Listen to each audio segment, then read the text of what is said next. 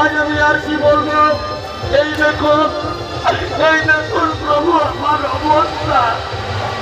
আজ আমার পুত্র দেবরাজেন্দ্র আজ আমার গর্বের সন্তানকে পৃথিবী আসতে দিল না, আজ আমার গর্বের সন্তানকে গর্বে নষ্ট করে দিল।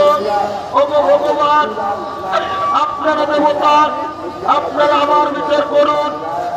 আমি কি দোষ করেছি যে আমার গর্বের সন্তানকে পৃথিবী আসতে দেওয়া হলো?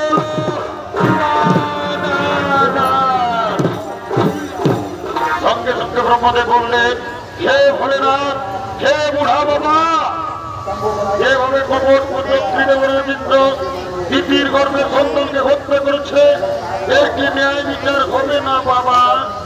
সঙ্গে সঙ্গে বাবা ভোলেনাথ বললেন, শোনো শোনো দেবগণ, যেভাবে কপট প্রযুক্তি দেবরাজেন্দ্র তিতির গর্ভের সন্তানকে হত্যা করেছে, বিচার হবে, কিন্তু ন্যায় বিচার করবে কর্মদাতা শনিদেব।